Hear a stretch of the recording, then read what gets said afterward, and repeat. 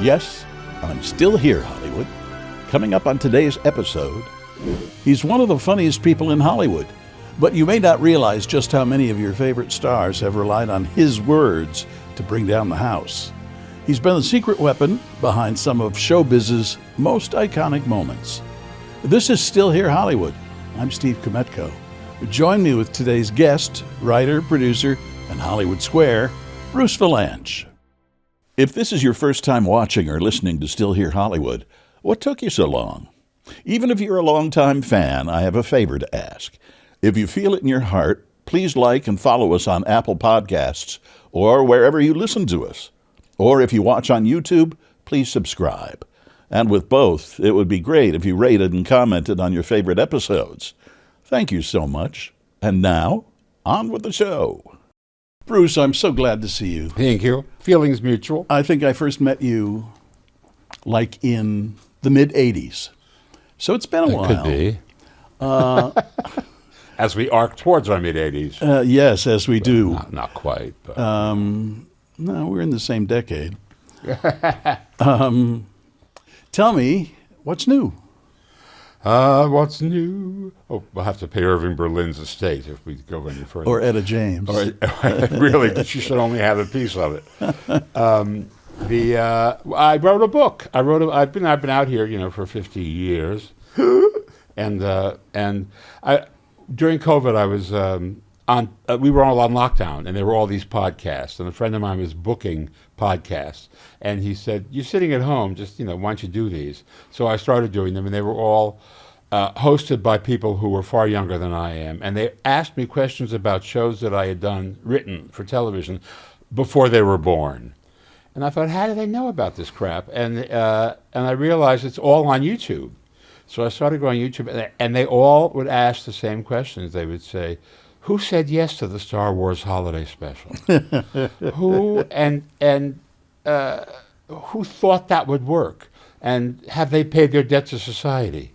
So I thought, there's a book in this, because I was approaching memoir age, and reading everybody else's memoirs and looking for myself in the index, and I thought, I don't want to write one of those, but then I thought this would be a sort of a back-end way to get into a kind of a memoir. So it's a memoir of all the worst shows in television that I wrote, and a few other places.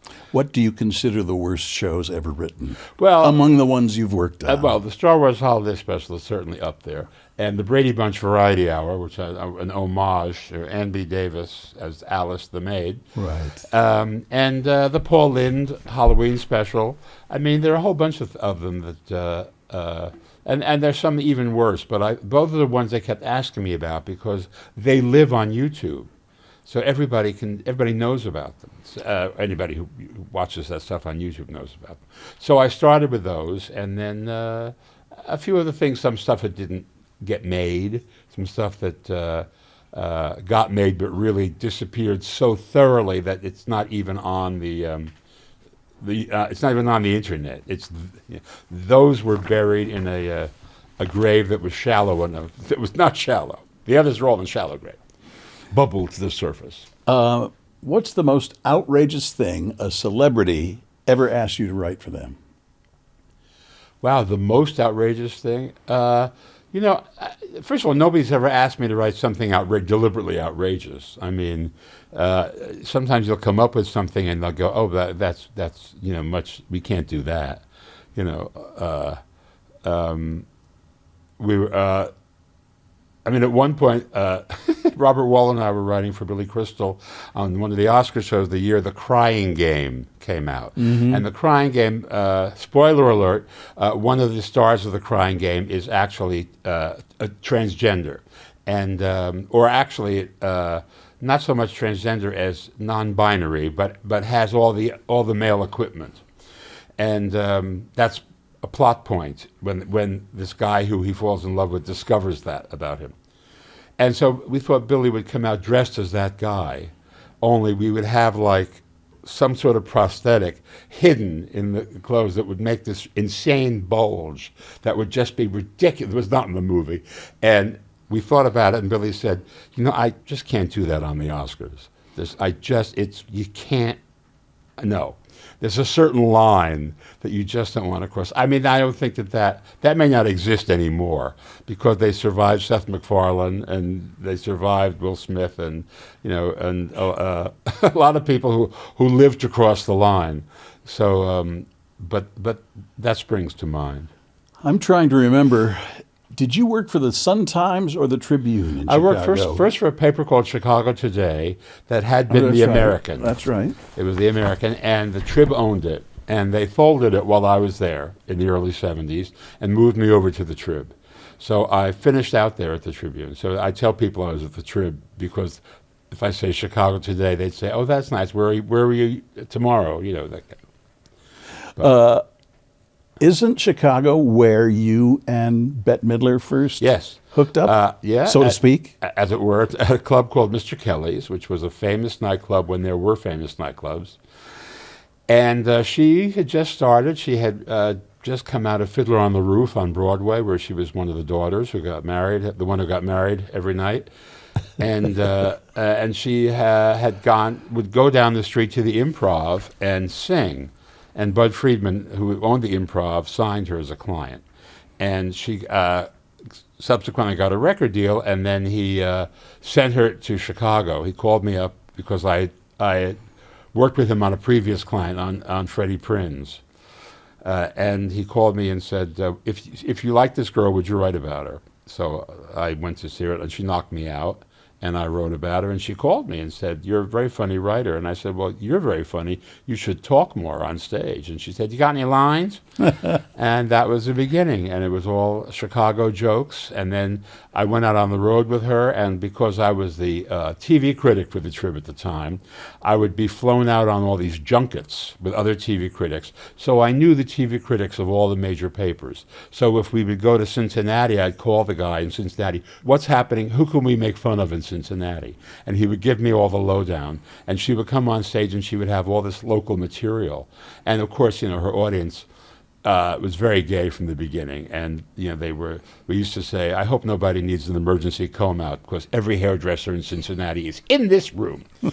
But so they loved the fact that she knew about their town because, most people, they just go, "Hello, Cleveland," and then that's the last reference they make, except maybe they'll talk about the baseball team, depending on who they are. Yeah. I remember I saw her, the first time I saw her was at the Opera House in Chicago. Yeah. When she was doing the King Kong one where she comes out in the arm of King Kong. Right, yeah. That was like 75, I think. That was. She was amazing, very early on. Uh-huh. What is it about her, do you think, since you've observed so many stars over the years? Yeah. What was it about her that made her stick, made her hit and then stick? She has, first of all, she's amazingly talented and she's brilliant. Those are two good things to have. Plus, she had two other good things: her legs, and she had a great rack. And was part of her act was to make fun of that, the fact that she knew you were looking at her. Because she wasn't conventionally pretty, but she was wild, and people made fun of the fact that no matter how hard she tried, she was never quite up to snuff. She never reached the glamour level, and that I think a lot of people identified with her. A lot of people felt like, well, look at her. She's using everything she's got. I should do that. I can do that, and it freed them up to be their authentic selves because they realized.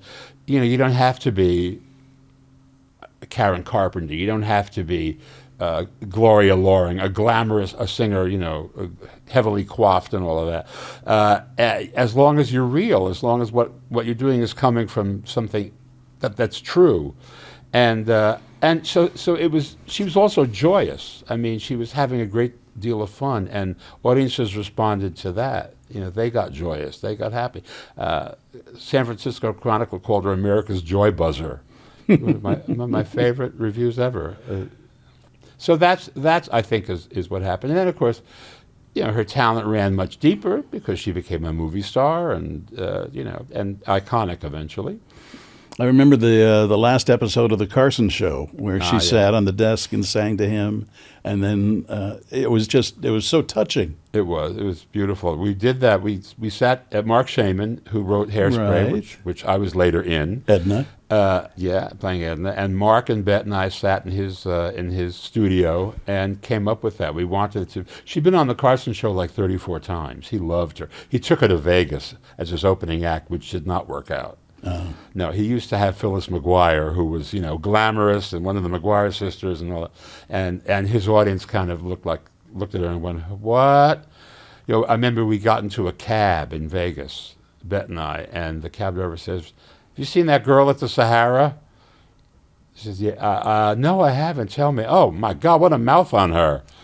Oh, is she filthy?" And Bette is kind of shrinking in the back seat. So the hood's coming over. But that was Vegas, Vegas in 1973. It was a whole different world. Yeah. So, So anyway, so we created that thing to be the kind of set that she used to do for Carson back in the day, and it really worked well. I believe I remember her telling stories about how she would go to his, maybe he told the story, go to his office in Manhattan when he was there and knock on the door and drop off her 8x10s and her resume and things of that nature. They had a great rapport. She hadn't had enough money for headshots, so she looked up an actress named Barbara Lamar, who had died a long time ago, and used her headshots. Really? Yeah, just to get in the door. And then when she was in the door, she would tell them what she had done. But Barbara Lamar was very pretty. Yeah.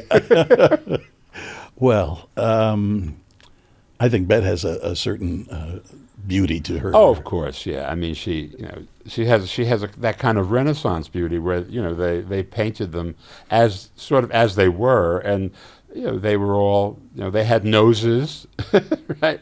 They all had sharp foreheads. I mean, you look at those Renaissance paintings; they all were not dewy-eyed, kind of hippie chicks. Is there a joke or a line that you can recall writing for someone that just completely bombed? Oh, yes. But sometimes it's circumstantial. Sometimes it just doesn't work. On the Oscars one year, when Billy was hosting, Cliff Cates was producing it, and he loved themes. And his theme was the Year of the Woman. And unbeknownst to, he had hired a guy named Chuck Workman, who was a terrific montage maker, clips, and did a lot of documentaries with clips, to do a clip package of great moments in movies from women. And we had never gotten to see it because it arrived wet, and it just, they looked at it and it went on the air. And it was phenomenal. It was phenomenal. And the audience was weeping, and we come out, and that was the year of Basic Instinct. And the joke was, it's ironic that we're celebrating women in film because the biggest part any woman had this year was Sharon Stone's in Basic Instinct. And of course, they cut to Sharon, who I thought might play along, but she was not having it. We were hoping she'd maybe cross her legs or something. And no, she was. So it really was like, yeah. But that was because they were recovering from this, clip package that had everything in it every kind of moment that you remember from the movies. Yeah, Chuck Workman made some incredible montages. Yeah, he did great stuff. That was just an unfortunate. But there are more of those. I don't know why I can't think of them. We'll be back in a moment. If you'd like to be more involved with us at Still Here Hollywood, you definitely can. Just visit patreon.com/stillherehollywood. You can support us for as little as $3 a month. You can get our episodes a day before they post anywhere else. You can see what guests will be coming up and submit questions for them. You can even tell us what stars you want us to have on as guests. You'll see what goes on before and after the episode, plus exclusive behind-the-scenes info, pics, video, and more. Again, that's patreon.com/stillherehollywood. Is there an on-camera moment that makes you cringe? Oh, yes, sure, plenty. I mean, I would try to write, these actors, like on the Oscar show, they're actors who are movie stars, and they have their character, or they inhabit the character that they're playing in the movie. They have no stage persona. Bette, Billy Crystal, Whoopi, all these people Robin. work every night as themselves. I mean, I used to say Shirley MacLaine knows who she is when she's on stage. She knows who she was. So it makes it much easier for her. But you get Keanu Reeves, and Keanu Reeves, there is no Keanu Reeves character. People think he's Bill or Ted or the guy from The Matrix, but there's no Keanu. I mean, and so we tried to write something for him in the kind of Bill and Ted voice, and it was just terrible. He played it. He was very sincere, but it just sat there. Just sat there like Luxenkugel, which is a Jewish dish that you try to eat with the turkey at Thanksgiving, but it's drier than the turkey. So it was awful. Johnny Depp is the same way. Johnny Depp had no Johnny Depp character. We came up with Captain Jack Sparrow meets Hunter Thompson. You know, there's some people, I agree with you completely. I would tell people that I think a lot of actors and actresses, well, we don't use actress anymore. Yeah. A lot of actors become actors because they have no personality to call their own. Well, yeah, that's true. And they can adopt That's right. whatever the script calls for. But then occasionally you get somebody like Kathy Bates, who, if you give her a piece of material, she will find the voice to do it in, because there's no Kathy Bates persona in the movies. She's not that kind of a movie star. Mm-hmm. Yeah, and Morgan Freeman is like that. I mean, although you tend to write for him as if he's God, because he plays that so well. Yes, he does. But it's funny when you give him something comic to play as if he's God doing it, because he's very wry, and it lands beautifully usually. What was your first writing gig for a celebrity? It was for Kay Ballard. I was in Chicago and I interviewed her. She was playing Mr. Kelly's, and she started telling me about all the people who had started writing for their careers writing for her. The name I remember is Fred Ebb, who with John Kander wrote Cabaret in Chicago and created Liza Minnelli's stage persona. And she said, well, you should write for me, Sweets. And so I started writing some stuff for her, and that was the first time I'd ever dipped my toe into that. So that when the time I met Bette, I had an idea of what I was doing. Are you glad you did that? Are you glad you left the paper? Oh, yes. I can see. Stupid question, Steve, is coming out of your head. I was very happy there. I was there 5 years, but my line is I got tired of chronicling the achievements of others. I wanted to have a few myself. But of course, you're mostly chronicling the misachievements of people when you're at the paper. That's why journalists are generally so sour, because every day it's some new lunacy that they have to cover, like it's real. And they see the worst of everybody. Tell me if I'm remembering this correctly. I think you related to me once, and if you don't want to talk about this, that's fine, we'll cut it out. But I think you told me a story once about how Streisand was to present an award at the Oscars. Yeah. And beforehand, she came out and asked the audience to tell her which earrings looked better. Yeah, she does. Yeah, she always did that. And in fact, we had a long rehearsal in which she couldn't decide whether she wanted to enter from stage right or stage left, because she had to wind up at a podium, which was stage right. And I said, well, if you come out stage right, you then go right to the podium. If you come out stage left, you can do a long cross on the stage and maybe show some leg as you're going along and do a little flourish and all that. Of course, that's what she wound up doing. In fact, I think she had Donna Karan bust a seam in the dress to make so she could stick her leg through it. Great legs. Yeah. What was your favorite memory from scripting an Oscar show? Do you have one memory? I've got a million of them. I don't know what the favorite one is. I suppose I tell this story because people always ask, what couldn't you do on the Oscar show? What did you have to drop? And it was Steve Martin's first show, and he was hosting, and he'd do the monologue, and then he would go off and come back on. And the joke was, I have good news and bad news. The bad news is my fly was open throughout the monologue. The good news is the camera puts on 10 pounds. and we all love this joke, and the censor said, go with it, it's funny. And it went on and on. And as he was about to step on stage, he said, I can't do the cock joke. We called it the cock joke. I can't do the cock joke. And I couldn't argue with him because it was 100 million people, you know. So, Yeah. So he felt that it would just be the wrong mood. And so, of course, the stage manager, I said, we're cutting the cock joke. And the stage manager said, the cock joke has been cut. And people, I saw Judi Dench going, cock joke? What?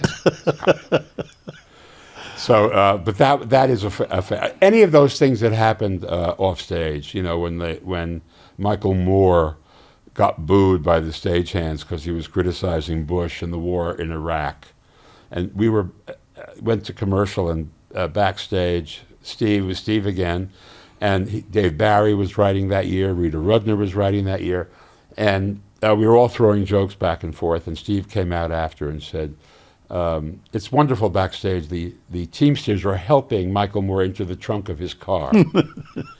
And, you know, and it worked, and you kind of live for those moments because it's kind of like a play you didn't expect to make in the Super Bowl scores a touchdown. You know, it's like, wow.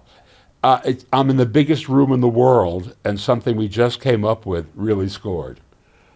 That must be thrilling. Yeah. You weren't the year, were you, when David Letterman was doing the Uma? Yes, that was Rob Burnett, who wrote the head writer of the Letterman show, who's gleefully owned it ever since. And Dave, you know, I said to him, you know, they didn't come here to have you, you know, TV boy make fun of their names, you know, and he didn't see it that way. He was, you know, Johnny Carson said to him the next day, I didn't do Karnak on the Oscars, you know, and because Dave tried to make the show, give it a Letterman flavor. Mm-hmm. And he, you know, he lived with it for a year, and the following year, Billy came back to host it, and it was the year of the English Patient. And so it was the first year that we put Billy into all of the movies in an opening montage. And in one of them, he is Ralph Fiennes running from this biplane that is strafing him with machine guns, and Letterman's at the pilot, and he's going, Uma, Oprah, Uma, Oprah. And then everybody screamed, and then he never had to make a joke about it again. It was like, it was over. He had retired it. You know, I accidentally on the internet found this routine with Ann Bancroft and Lee J. Cobb, where he's her psychiatrist, and she's talking about having a party, and she's been asked by one of the guests to interview everybody, and it's like they all had three-letter first names. That's right. Ava, you know. Ava, Ava. Yes. Abba Eben. Abba Eben, right. Abba Eben. And it was such a funny routine. It's great. It was written by Tom Meehan, the late Tom Meehan, who wrote Annie and Hairspray, and was a collaborator of mine on the Tony Awards several times, and was a really funny writer and was not at all what you'd expect. He wrote that before all of his Broadway hits. You know, he was friendly with Mel Brooks, I think because he probably had worked on, when Mel was doing Broadway, I think he'd worked on something with him. And since Anne was married to Mel. Well, Anne was married to Mel, exactly right. I think that's probably how they met. You became a celebrity in your own right. Was that always the plan? Yes, but I didn't realize it. I mean, the plan was not working out. I was out here 20 years, and some people knew me. I mean, in the early 80s, I was on the Midnight Special, which was a show that was on NBC Fridays, 1 o'clock in the morning, because Carson was on from 11:30 to 1 in those days. And then we followed him on Friday nights. And so you can imagine the audience that was watching. I mean, everybody was sort of, you know, baked watching the thing. And video had just come in, MTV had just come in, and as a result, a lot of the bands that used to come and perform live, I mean, they taped it and it was shown in the middle of the night, but they'd perform it live, wouldn't do it anymore because they'd spent so much on videos. They said, just show the video, and NBC wouldn't let them do that. That was the competition, Don Kirshner's rock concert. They showed videos. We had to do everything live. So as a result, we had a 90-minute show and there wasn't enough music to fill it. So Dick Ebersol, who was the producer, came up with the idea of what later became Bill Maher's show, Politically Correct, Politically Incorrect. And it was a bunch of people sitting around a dorm room talking about the events of the week, what looked like a dorm room. And I was one of them. And the host was David Steinberg, the comedian. All right. And so we shot one, and it aired, and then we came back to shoot the second week, and he said, David quit, you're the host. So for the next 2 years, I was the host of this thing that was on, nobody saw it. It was on at 1 o'clock in the morning, and every now and again somebody would say, oh, I saw you on TV. And I would think, oh yeah, the Midnight Special. It just never occurred to me. So I sort of, that was my first glimpse of that, of fame. And then after 20 years, I wound up on Hollywood Squares because they brought it back, and the producers of Comic Relief, Pat Lee and John Moffat, were producing it, and they asked Whoopi to be center square. And she said, oh, I think Vilanch should host the show. And they said, well, she's crazy, but let's not piss her off this early. So, you know, they sort of tested. They said, no, it's not going to work. He's you know, Louise, this is for the win. It's not going to happen. So they said, we'll put you in the square. They put me in the square just to the left of Whoopi, if that's possible. And I think I was supposed to tame her, but you know that never happens. But it was fun for 4 years. And when you're on television every night, as you know, for 4 years, everybody recognizes you. I mean, and they don't know where from necessarily. They think they've met you because they probably watched you at home while they were in a bathrobe. You know, so. And some of them I wouldn't mind if they did meet me that way. But the good thing about that was I had 20 years to observe how really famous people behave. And I determined I was not going to behave like some of them. And I was going to be nice to people because they will remember you as you know, the beast of Berlin or a nice guy. So I thought I'd rather be that. Nice guy. Nice guy, yes. Not Beast of Berlin. No, it's... Do you have a celebrity or a star that you've written for that you thought, I would do that again? Because you enjoyed their talent so much? Yeah. Well, a lot of them, because I've written for, you know, a core group of people. Robin Williams I wrote for a long time. We collaborated. You know, I'd throw the material in the cage, and then we'd play it, and then he'd get up on stage and do it and embroider it and all of that. So, and Billy and Whoopi and Nathan Lane I still work with, and Shirley MacLaine and of course, you know, Bette, the champion. But there are a lot of them. I mean, when Bette started, her piano player was Barry Manilow, and one of the first three Harlettes was Melissa Manchester, and then we had as an offstage voice Luther Vandross, and they all wound up becoming stars, and I wound up writing for all of them, and worked out. Yeah, it worked out. Well, she was a sponge. She absorbed. Talented people were attracted to her, and so it's not a surprise. Later on, she just had a Harlette reunion with Katie Sagal and Jennifer Lewis, and you know, a lot of other names that you wouldn't know, but who always work. But some of them, you know, leapt out and became stars in their own right. We'll be back for more in a moment. After all these decades, what excites you? Keep it clean. About show business. Well, it's varied. It's many and varied. I forget there's a Shakespeare line that I'm not coming up with, but no 2 days are ever quite the same, and things don't go on forever, and you move on to the next thing, and you're in the trenches with people, and you develop deep relationships with them, and you don't see them forever, and you come back and you pick up where you left off, and I think that's fabulous and unusual, and what you're doing is basically entertaining people, what you're going for, and you know, you're not. It's you know, there's a famous story about Hitchcock when in Vertigo, where she was asking about some motivation and and he said, "Kim, it's only a movie." And that's gotten turned around to be a joke, like the neurosurgeon leaves an instrument in somebody's brain and somebody says, "Doctor, it's only brain surgery."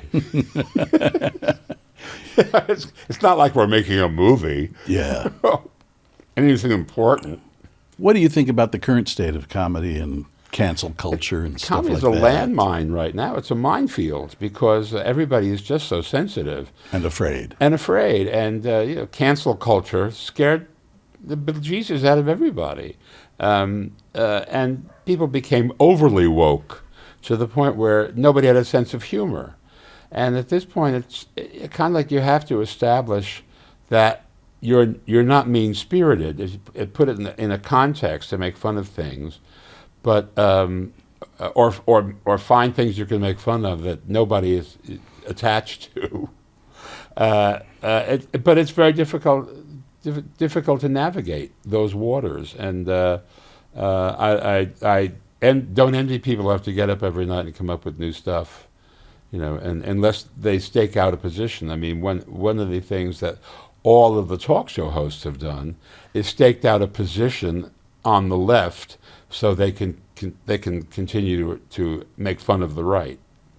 And that was a choice. I mean, if they were going to step on, you don't know any comics who are on the right making fun of the left. Well, there are some, but their audience is that audience. Theo Vaughn's a friend of mine, and he plays Vegas and all that, but who goes to see it? MAGA people go to see him because they subscribe to his view.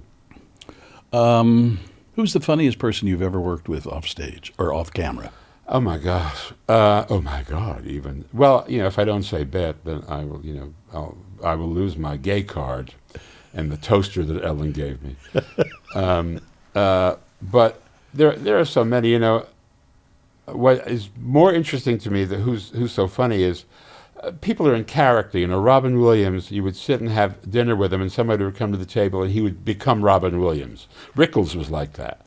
Rickles would be having a serious conversation with you, and somebody would come over and, "What do you want, you hockey puck?" Look at that! Look at the jewelry on your wife. What is she, signaling ships at sea? And he would go into his stuff, and then they'd go away, and he'd turn back, and he would say, "But I think what's really happened in the Holocaust was," and he would be, So that's the people who have that persona that they can turn on and off. That is kind of amazing. But of course, sometimes they're serious all the time in real life, and they're funny when they get on stage. But most of the people I've worked with they're a good time. You'll have a good time with them. Not to step on anything you've said, but I had the opportunity and pleasure to interview Robin Williams on a number of occasions, 6 or 7 times, I would say. Wow. And it was the same thing. He could turn it on and turn it off. I'd had people say to me, "Isn't he hard to interview?" Hell no. No, you throw a question and back up. You just press play. Oh, I thought he was the most marvelous person. Yeah, but he was like that. But that was that was what he did professionally. I mean, he had another side to him that was totally not that. And I think that when Robin got his original diagnosis of Parkinson's, I think he went into a depression because he couldn't be Robin. He didn't have the physicality anymore, and I think that really bothered him. Of course, we later discovered that he had that rare condition that often involves suicide, which is what finally happened. But I think even before that came in, I think he was profoundly upset because while he enjoyed acting and doing serious parts in little movies, he couldn't do the kind of freewheeling stuff. He was fast and on the money, and a lot of that went away. Yeah. What is the line? Is there a line, or do you find out when it happens between too edgy and too far? Well, I don't know. I would love to say yes. Would you tell your mother this joke? But that doesn't mean it's not funny. Yeah. It's just like it's inappropriate. So I think we all know what those are. the thing of it is, you don't realize that that the culture has changed. For example, I'm fat, and I used to do a lot of fat stuff, and now I'm told that's body shaming, and I'm told by the audience that instead of laughing, they go, "Oh," because if I talk about myself and Lizzo in a dressing room, and they go, "Oh, can't say that about her," And I said, "Well, she was huge at the time. Now she's still huge, but she's thinner now, but she's still huge professionally." But I discovered that was, I thought, wow, that really is is a shift, and I was unaware of that. And I would, I can say these. I remember I did a joke, a Jewish joke, and I said, and somebody said, "How can you that stuff about Jews?" I said, "Because I'm Jewish, I can do that." "No, you can't. That's no excuse." And I just kind of went, "Excuse me." Just because you're Gentile, you can make Gentile jokes. Just because you're in the majority, you can find that amusing. But I just thought it was hysterical that it's come to that. Do you still do shows yourself? Occasionally, I do. I never did stand-up. I was never a club comic. I did what I call sit-down. I would like tell the Gardenia stories. Club? At the Gardenia, yeah. I would tell stories. I would tell stories and sing a couple of special material ribald songs. But I haven't done that in a while. I did it off-Broadway years ago for about 3 months, and that was fun. But occasionally, there are enough benefits where I can get up and exercise that demon. I did 3 of them last week. Really? Benefits are us. What are they for? They're gay charities, usually AIDS charities, Jewish charities. That one was for the California Center, and I was in New York. That's Teenage Gays and Trevor Project. I just did a thing for, which is a suicide prevention charity aimed at gay teens. And I forget. My manager was getting an award, so I did it was for his charity, which was Corpulent Children of Grosse Pointe, something like that. I don't know. Have you noticed a big change in the entertainment industry about how gays are represented and treated? Yeah, there has been. I think it has to do with visibility. I think that the AIDS was like a Holocaust, and the Holocaust led to the state of Israel, and AIDS led to the political movement that was just about outing people, becoming a movement about saving people's lives, and pressuring the government, and it got very professional and wound up making a lot of people realize the only way that they were going to be the first-class citizens that they needed to be was to come out. And I remember somebody saying to me, "What happened? Did the mothership land? All you people are here. All you gay people are all over the place. Where were you?" I said, "Well, we were in closets." And I think once that happened in the general population, then you saw pride, which was about letting people know who you really were, your true self. I think that it's very easy to hate in the abstract, but when somebody is sitting across the table from you at Thanksgiving dinner and says to you, "By the way, when you do a fag joke, you're talking about me, your nephew," that changes people's minds. They begin to realize that people are people. And so I think that became a story that the entertainment industry could tell. And so more of that began to happen. And the big thing that AIDS did was when people lost a partner of many years, they found they had no legal standing. The family would swoop down and take everything. And they had no legal stand on, and the only way to make that was to codify those relationships, to go for marriage equality. And once marriage equality happened, which is 10 years already, that made everybody the same. It put you on the same footing with everybody else, and as a result, a lot of stories began developing, and people began realizing that it was more. We didn't come up with marriage equality so we could all run to Vera Wang and get gowns. We came because it was a legitimate civil rights issue. And that's not sexy, but it's real. Yeah. I should tell everybody, Bruce was the first person who wrote to me when it was announced we were going to start doing this Still Here Hollywood podcast and volunteered his services. It's taken a little while, but he's been busy. And I appreciate your gesture.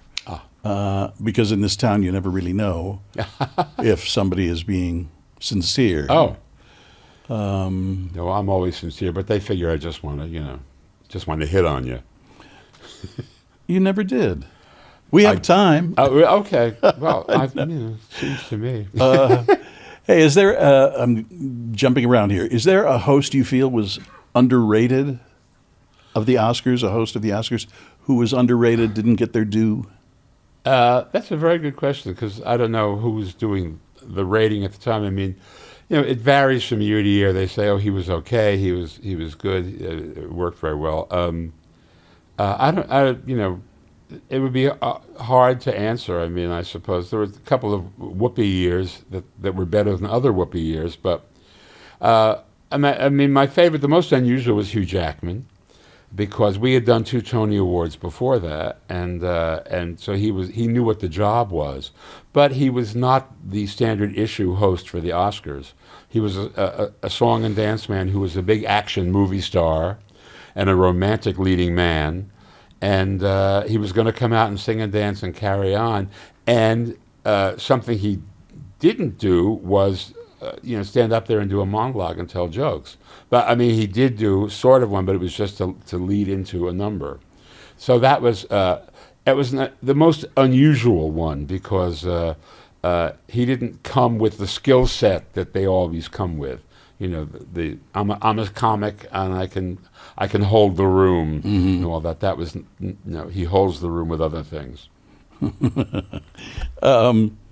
you think the Kodak Center has worked out well for the Oscar It seems to. Yeah. It seems to. I mean, I think that they got inadvertently lucky when Cirque du Soleil didn't work. Cirque du Soleil had a 10-year deal. Oh, I forgot that. Of the show called Iris, spelled iris like the flower, but it was Iris for them. Iris of the camera was what they were. It was a Hollywood-centric show, and it didn't work out. But they took that theater, which had a lot of deficiencies, because David Rockwell was forced to design it for a specific space that was never supposed to be a theater, was supposed to be a garage. And so he had to do a lot of wonky things that he didn't like doing, but he had to do them.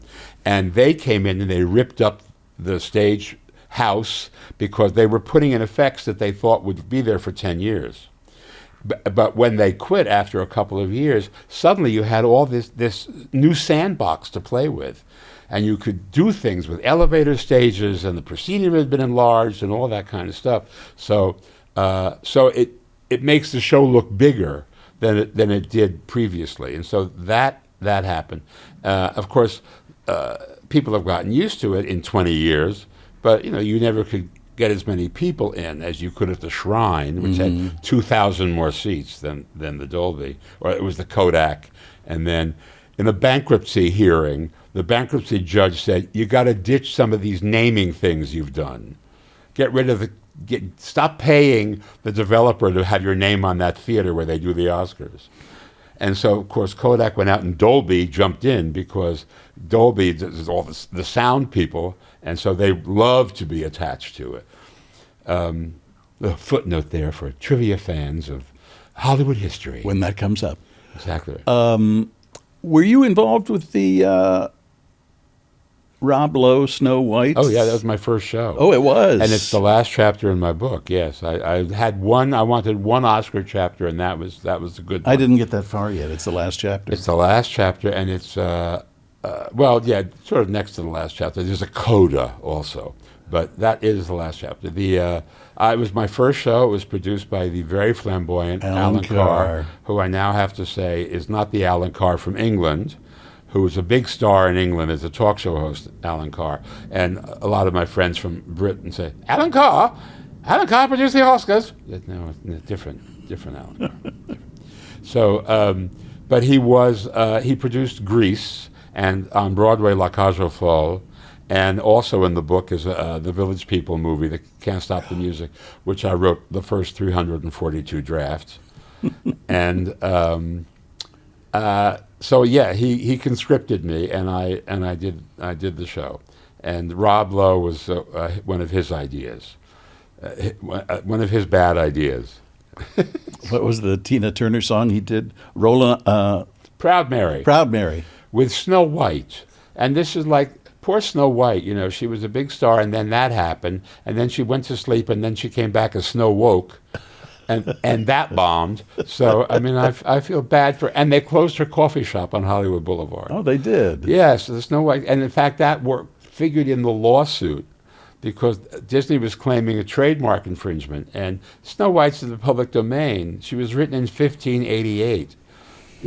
And the Snow White coffee shop, nobody ever said, "Oh, you're infringing upon our trademark." So, but it was that's an interesting story, and it is in the book about how that. You studied journalism at Ohio State. You. I did. My Buckeye me, and I go back and do a lot of fundraisers. Do you? Yes, which gives you. It distresses me because I think the pool of distinguished alumni must be very shallow if they're coming to me for these things. Although, I mean, I'm sure there are people who just don't identify as, as Buckeyes. But because when I was there, Eileen Heckert was the big actress who came out of there. And mostly it was sports guys, and Ernie Pyle, who was a famous war correspondent, and Thurber, he was the big one. James Thurber was the big one. I liked Eileen Heckart. Oh, she was a good actress. actress. I got to know her after Hecky? college. Hecky. We called her Hecky, and her son, Luke Yankee, produces. He's produced at a theater in Long Beach. And actually, that's how I got to meet her, through Luke. I'm Facebook friends with him. Oh, well, yeah, there you go. By the way. There you go. As she won the Oscar for Butterflies Are Free. Butterflies Are Free, which She I was saw. great. Well, I was a summer intern at the Detroit Free Press, and they sent me up to Traverse City, Michigan, Cherry County in the mitten of Michigan, because there was a summer stock theater, and they were breaking in a new play prior to Broadway. And it's called Butterflies Are Free. And it starred Keir Dullea, who I had a big crush on. I know, even though Noel Coward said, well, Keir Dullea, gone tomorrow. But I had a big crush, so I said, I'll do that story. So I drove up to the mitten, and Maureen O'Sullivan, who was Jane to Tarzan and later Mia Farrow's mother, and so Ronan Farrow's grandmother, was playing that part. And Blythe Danner was the girl. And I saw it, and Maureen O'Sullivan was not happy, and it really didn't work. It was interesting, but didn't work. And then they said, don't write about it. We have somebody else coming in. She's going to leave. And that was Hecky. Eileen Heckert slid in and did it. And of course, then it was a big hit. And later, while I was in Chicago at the Tribune, Eve Arden was doing the national tour, and I got friendly with her, and she left, and Gloria Swanson came in. Really? Prior to Broadway. She went to Broadway and played it for almost a year, and she was a trip. She was quite a trip. Yeah, the nice thing is I got to interview all these people for the trip. It was all the visiting firemen, they used to call them, Well, Bruce, I think I'm done. Well, all right. Yeah, well, when you say Gloria Swanson, that kind of closes the book. No, it doesn't. We had faces then. Yes. I'm still big. It's the pictures that got small. That's right. The pictures. Thank you so much. Oh, I've enjoyed pleasure. this. You're kidding? I've enjoyed you for years. Oh, it was great. And it gave me the reason to get my visa renewed for the Valley. If you are having thoughts of suicide, there's help. You can talk to a trained counselor at any time of the day or night at the 988 Suicide and Crisis Line by dialing or texting 988 on your mobile phone. Still Here Hollywood is a production of the Still Here Network. All things technical run by Justin Zangerly. Theme music by Brian Sanashin. And executive producer is Jim Lichtenstein.